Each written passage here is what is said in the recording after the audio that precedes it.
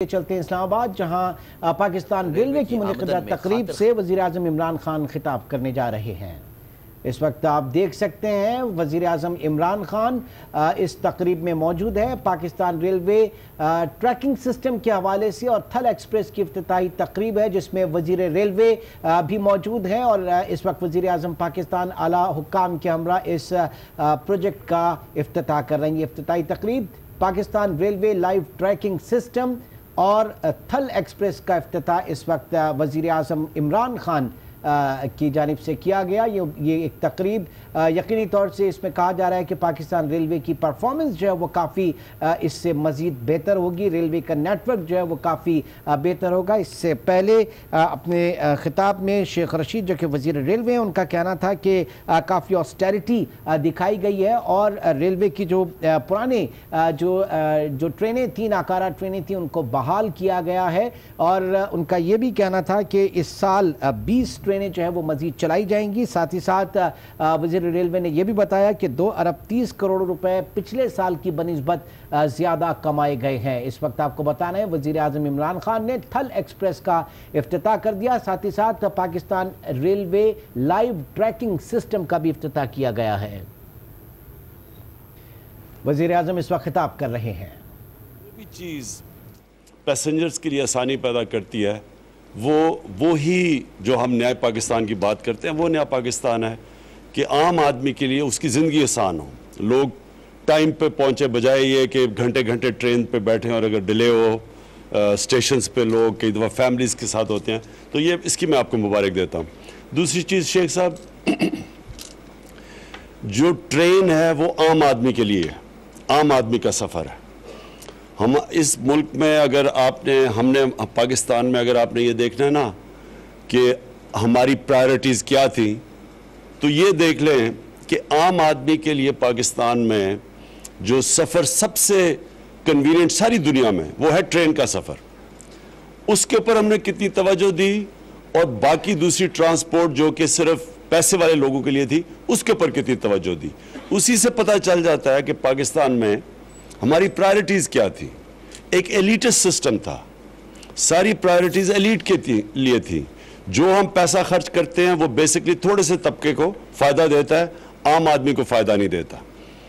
جب ہم نیا پاکستان کی بات کرتے ہیں تو ہمارا سارا کچھ، اس ساری سوچ ہماری وہ ہے کہ عام آدمی کا کیا فائدہ ہے اور ہم کیسے لوگوں کو غربت سے نکال سکتے ہیں۔ اس کے اندر یہ ٹرانسپورٹ، یہ جو ریلوے کا سسٹم ہے سارا، انشاءاللہ شیخ صاحب اس کو ڈیولپ کریں گے۔ ابھی ہمیں تقریباً 6 مہینے ہونے والے ہیں۔ ہماری ساری کوشش یہ ہوگی کہ ہم اپنی جو ٹرین کا سسٹم ہے وہ اب اگلے لیول کے اوپر لے کے جائیں، اور یہ ہم کریں گے پارٹنرشپس کے باہر کی انویسٹرز سے۔ چائنا دنیا میں اس وقت سب سے آگے ریلوے سسٹم میں، سب سے بہترین ریلوے دنیا میں آج چائنا کا ہے، اور ہماری جو پہلے تو سی پیک صرف ایک سڑک کا نام تھا اور 4 پاور سٹیشنز کا، ہم جو سی پیک کو دیکھ رہے ہیں، ہم ایک پوری کولیبریشن دیکھ رہے ہیں، پوری ان سے ہر فیلڈ کے اندر ہم چائنیز کے ساتھ زرعی مدد مانگنے کے، ٹیکنالوجیکلی ایگریکلچر کے اندر جو ڈیولپمنٹس ہیں وہاں بھی لے رہے ہیں، سیڈ ڈیولپمنٹ، اس کے اوپر پورا ان کی جو فشنگ ہے وہاں، پھر ان کے ساتھ technology transfer, relocation special economic zones میں وہ مانگ رہے ہیں، جس سے انشاءاللہ ملک کی معاشی حالات بہتر ہوں گے، ایکسپورٹس بڑھیں گی۔ لیکن ہم نے اس میں ضرور مانگنا ہے ان کا جو ٹرین کا نظام ہے ML1، وہ اس لیے کہ اس سے سارا ٹرانسپورٹ کا سسٹم ریولوشنائز ہو جائے گا۔ کراچی سے لاہور کتنے گھنٹے میں؟ 8 گھنٹے میں پہنچ سکیں گے، کراچی سے پشاور 8 گھنٹے میں، یعنی ایک ریولوشنائز ہو جائے گا سارا ٹرین کا سفر اور عام لوگوں کے لیے آسانی ہوگی۔ شیخ صاحب، میں دوسری چیز یہ کہنا چاہتا تھا کہ آپ نے پوری طرح یہ جو آپ نے دیکھنا ریلوے کے اندر کیا ہوا، جس طرح کی چوری اور کرپشن ہوئی، وہ آپ نے سارے نیب کو کیسز پریزنٹ کرنے جا کے، ہم تو ابھی دیکھ رہے ہیں کہ کس لیول کی ہر ایریا کے اندر کس طرح کی چوری اور کرپشن ہوئی، اور یہ اس لیے نیب کو دینا ہے کہ آگے سے لوگ ڈرے ہیں کرپشن کرتے ہوئے ڈرے. پچھلے 10 سال میں کسی کو خوف ہی نہیں تھا, کیونکہ NRO 1 اور NRO 2 کے بعد سب کا خوف چلا گیا پچھلے 10 سال میں کہ جی یہاں تو کسی نے پکڑا ہی نہیں جانا. لہٰذا یعنی پاکستان کی تاریخ میں ٹوٹل قرضہ نے جو 60 سال میں اکٹھا کیا تھا وہ 6,000 ارب تھا, اور 10 سالوں کے اندر یہ 6,000 ارب سے 30,000 ارب پہ لے کے گئے. یہ پیسہ کدھر گیا؟ یہ اس لیے پیسہ لوگوں کی جیبوں میں گیا کیونکہ جب لوگوں کو پتا چلا کہ یہاں تو پکڑا کسی نے نہیں جانا, طاقتور آدمی جو مرضی کرے, تب یہ آج ہمارا جو ملک مقروض ہے اور آج ہم مشکل حالات سے گزر رہے ہیں. ہم دن کا جو سود دے رہے ہیں, جو انہوں نے قرضے لیے تھے اس کا جو دن کا سود دے رہے ہیں وہ ہے 6 ارب روپیہ دن کا. تو جب یہ لوگ ہمیں کہتے ہیں جی کہ حج کے لیے آپ نے حاجیوں کو سبسیڈائز نہیں کیا, حاجیوں کے لیے حج سستی نہیں کی, تو پہلے ان سے یہ پوچھیں کہ اگر ہم یہاں, اگر آپ اس ملک کو ان حالات میں نہ چھوڑ کے جاتے, اگر ہمارے پاس اتنے قرضے نہ چڑھے ہوئے ہوتے تو ہم تو مفت بھیجیں حاجیوں کو. کون نہیں چاہتا کہ ایک انسان ساری زندگی پیسہ جمع کرتا ہے اور حج کرنے کے لیے, تو ہم تو اس کی پوری مدد کریں. لیکن ایک طرف دیکھیں کہ 6 ارب روپیہ 600 کروڑ روپیہ صرف سود دے رہے ہیں ہم ان کے قرضوں, جو قرضے انہوں نے لیے ہوئے ہیں. تو کس منہ سے ایک طرف سے ہم قرضے لے رہے ہیں قرضوں کی قسطیں واپس کرنے پہ, اور دوسری طرف ہم کہہ رہے ہیں کہ اچھا جی ہم یہ حاجیوں کو سبسیڈائز کرتے ہیں.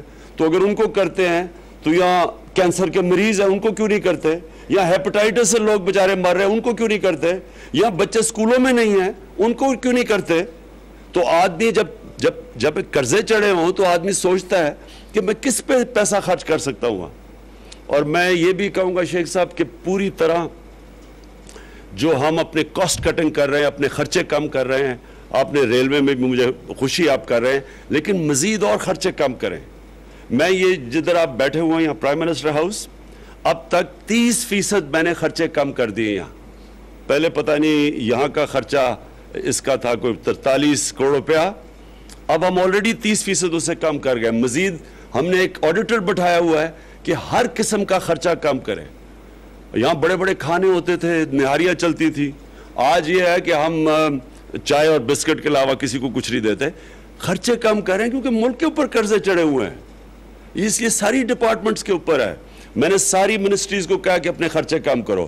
اگر میں 30% خرچے کم کر سکتا ہوں تو کم از کم ساروں نے 10% اپنے خرچے کم کر رہے ہیں, اس لیے کہ وہ پیسہ ہماری عوام کا پیسہ, وہ ہمارے اس وقت لوگ مشکلات میں ہیں.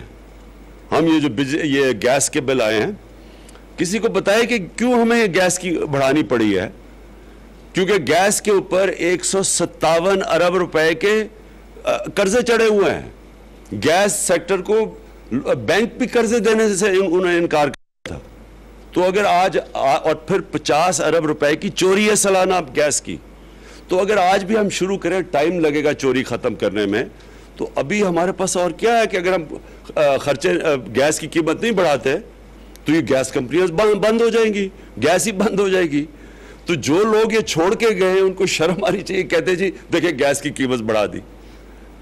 اس لیے ہم نے فیصلہ کیا ہوا ہے کہ ہم نے 2 کام کرنے ہیں. اپنے پہلے خرچے کم کرنے ہیں, بڑی فضول خرچی ہے ہر جگہ. دوسری چیز ہم نے چوری ختم کرنی ہے, جو کہ ہم کرپشن کے اوپر انشاءاللہ پوری جہاد کریں گے. ابھی